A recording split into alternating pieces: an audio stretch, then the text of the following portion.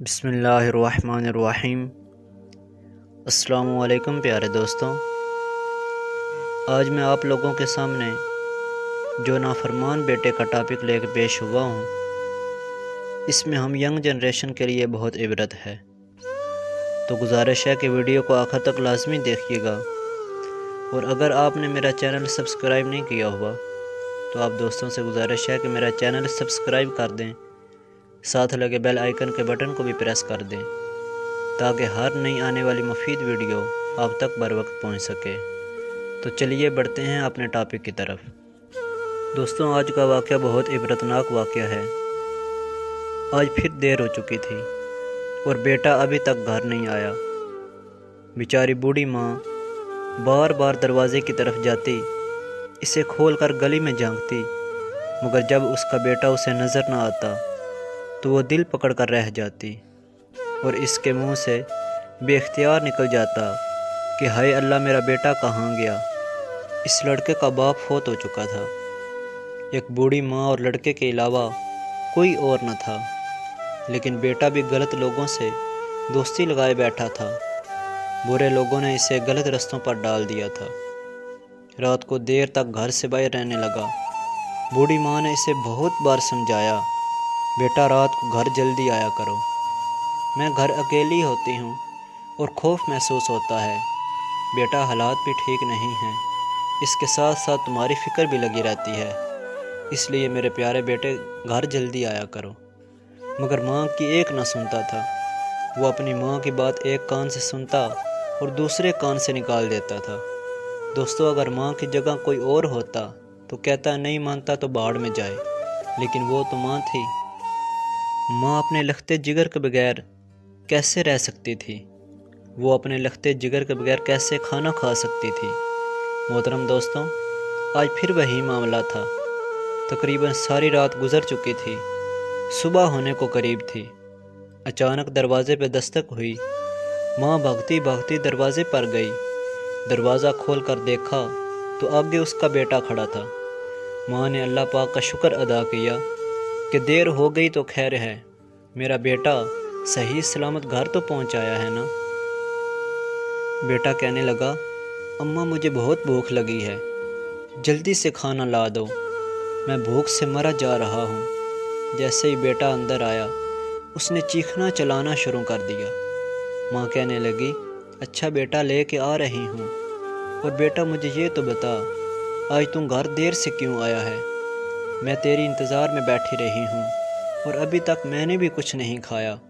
بیٹا بولا کہ ماں وہ دوستوں کے ساتھ میں فلم دیکھنے چلا گیا تھا، فلم دیکھتے دیکھتے دیر ہو گئی، وہاں سے اٹھ کر میں دوستوں کے ساتھ پارک گھومنے چلا گیا تھا۔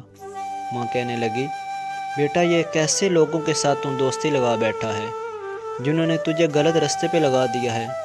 بیٹا کتنی بار تجھے پولیس لے جا چکی ہے، اب بیٹا میں لوگوں کو منہ دکھانے کے قابل نہیں رہی۔ بیٹا اب تو محلے والے بھی کہتے ہیں کہ یہ ایک بدماش کی ماں ہے، بیٹا کچھ تو خیال کر، تیرا باپ تو ایسا نہ تھا، تیری ماں بھی ایسی نہیں ہے، پھر تو کیوں غلط لوگوں کے ساتھ دوستی لگائے بیٹھا ہے؟ ماں تو سچ کہہ رہی تھی، لیکن بیٹا غلط لوگوں کے ساتھ رہ رہ کر اپنا دماغ خراب کر چکا تھا۔ ماں کی پیار بھری باتیں اسے زہر کی طرح کڑوی لگ رہی تھی۔ وہ صرف یہی چاہتا تھا کہ ماں اسے کچھ نہ بولے، بس چپ چاپ اسے کھانا کھلا دے۔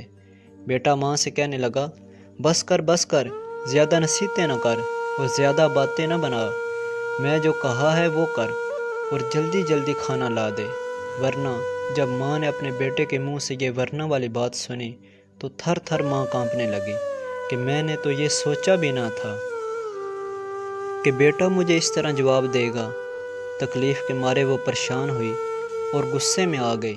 بیٹے سے کہنے لگی، ورنہ تو کیا کرے گا اپنی ماں کا جس نے تجھے پالا پوسا بڑا کیا؟ بیٹا تجھے شرم نہیں آتی؟ جا، تجھے کچھ نہیں دیتی، آج بھوکا سو جا تاکہ تجھے پتہ چلے کہ ماں کو جواب کس طرح دیتے ہیں۔ ماں کو یہ بات کرنے کی دیر تھی، بیٹا غصے سے لال ہو گیا۔ اس نافرمان بیٹے نے جوتا ہاتھ میں لیا اور ماں کو مارنے کے لیے دوڑا۔ ماں بیچاری بچنے کے لیے گھر سے بھاگی۔ ماں جب گلی میں پہنچی تو بیٹا بھی اس کے قریب جا پہنچا۔ ماں کو جوتوں سے مارنا شروع کر دیا۔ ماں نے کافی ہاتھ پاؤں مارے مگر اپنے سنگ دل بیٹے سے خود کو نہ بچا سکی۔ بیٹے کے جوتے ماں کے منہ پہ لگے۔ ماں کی زبان سے آہ نکلی۔ اسی لمحے ماں کے دل سے بیٹے کے لیے بد دعا نکلی۔ اے اللہ، تو نے مجھے بیٹا اس لیے عطا کیا تھا کہ میں اس کے ہاتھوں سے جوتے کھاؤں۔ اے اللہ، آج تو مجھے موت عطا کر دے، میں زندہ رہنے کے قابل نہیں ہوں۔ اے اللہ پاک، آج میری جو بے عزتی ہونی تھی ہو گئی، اب مجھے اپنے پاس بلا لے، میں اب بیٹے کے ہاتھوں سے اور جوتے نہیں کھا سکتی۔ اے اللہ پاک، جس بیٹے نے ماں کی توہین کی ہے اس کتے کو دنیا اور آخرت میں ذلیل کر دے۔ ماں کی زبان سے جب بیٹے نے یہ الفاظ سنے تو بیٹا لرز گیا۔ پیارے دوستوں، اب کیا ہو سکتا تھا؟ اس نے ماں کو وہیں چھوڑا اور سونے کے لیے چلا گیا۔ تھوڑی ہی دیر میں وہ سو چکا تھا۔ کچھ دیر کے بعد اس کے پاؤں میں درد شروع ہوا۔ اس نے سمجھا کہ معمولی درد ہے، ٹھیک ہو جائے گا، مگر درد بڑھتا گیا۔ صبح ہونے تک درد اتنا شدید ہو چکا تھا کہ درد اب برداشت نہیں ہو رہا تھا۔ درد کے ساتھ ساتھ پاؤں بھی سوج چکا تھا۔ آخر وہ گھر سے نکلا اور بڑی مشکل سے چلتا ہوا ڈاکٹر تک پہنچا۔ ڈاکٹر نے پاؤں کا معائنہ کرنے کے بعد کہا، کچھ سمجھ نہیں آیا درد کس وجہ سے ہے اور پاؤں کیوں سوجا ہوا ہے۔ اے لڑکے، تم اس طرح کرو، کسی بڑے ہسپتال میں جا کر اپنا چیک اپ کرواؤ۔ اب وہ بد نصیب لڑکا لاہور کے بڑے ہسپتالوں میں گیا، مگر اب بھی ڈاکٹر کو اس کی بیماری سمجھ نہ آئی۔ پھر وہ ملتان کے مشہور نشتر ہسپتال میں گیا۔ وہاں کے ڈاکٹروں نے بھی صاف جواب دے دیا کہ کچھ سمجھ نہیں آتا ایک ہی رات میں اس کو کس بیماری نے گھیر لیا ہے۔ عزیز دوستوں، اب اس کا برا حال ہوتا جا رہا تھا۔ پاؤں دن بدن سوجتا جا رہا تھا اور درد بھی دن بدن بڑھتا جا رہا تھا۔ بالآخر ڈاکٹروں نے مشورہ دیا کہ اس کا پاؤں کاٹ دیا جائے۔ اب ڈاکٹروں نے اس کا پاؤں کاٹ دیا، لیکن پھر بھی آرام نہیں آیا۔ اب وہ بد نصیب لڑکا لنگڑا ہو گیا، مگر اس کی بیماری ٹھیک نہیں ہوئی۔ جہاں سے لڑکے کا پاؤں کاٹا گیا تھا وہاں اس لڑکے کو زخم بن گیا، زخم میں پیپ بنی۔ اب وہ زخم کسی دوائی سے بھی ٹھیک نہیں ہوا۔ ادھر بد نصیب لڑکے کا علاج جاری تھا اور ادھر اس کی ماں دکھوں سے چور ہو کر فوت ہو چکی تھی۔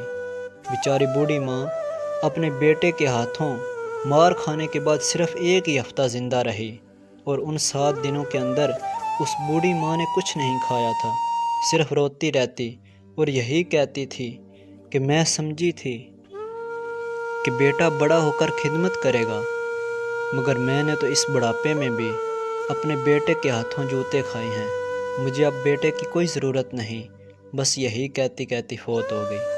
دوستوں، ماں کے مرنے کے بعد بیٹے کی حالت بہت بری ہو گئی۔ اس کی شادی ہوئی، اس کی بیوی اس کو چھوڑ کر چلی گئی، اس کے بچے ہوئے، وہ بھی اس کے قریب نہیں جاتے۔ اس ظالم شخص کی جائیداد تھی، مگر اس پر بھی بیٹوں نے قبضہ کر لیا۔ ایک دکان تھی، وہ بھی چھین لی گئی، یہاں تک کہ جب اس کے پاس کھانے پینے کے لیے کچھ نہ رہا، نہ ہی علاج کے لیے رقم بچی، تو وہ بد نصیب آدمی بھیک مانگنے کے لیے رستے پر بیٹھنے لگا۔ لوگ اس کو بھیک دینے کے لیے اس کے قریب تک نہیں جایا کرتے تھے۔ جیسے کتے کی طرف ہڈی پھینکتے ہیں، ویسے ہی لوگ اس کی طرف کھانا اچھال دیتے تھے اور ساتھ کہتے تھے کہ یہ وہی لعنتی انسان ہے جس نے اپنی بوڑھی ماں کو جوتے مارے تھے۔ اب وہ اس رستے پر بھیک مانگ رہا تھا۔ اس کے پاس ایک نیک مولانا صاحب گزر رہے تھے۔ اس نے دردناک آواز میں کہا، مولانا صاحب ادھر تشریف لائیے، مجھے عبرت سے دیکھیے، میں ایک شیر تھا، یہ دکان، یہ گھر، یہ جائیداد سب میرا تھا، لیکن آج میں مسلسل 4 سال سے بھیک مانگ رہا ہوں۔ اس نے مولانا صاحب کو اپنے پاس بٹھایا، سارا واقعہ سنایا کہ کس طرح میں نے اپنی ماں کو جوتے مارے اور میری ماں مجھے اس حالت میں بد دعائیں دیتی دیتی مر گئی۔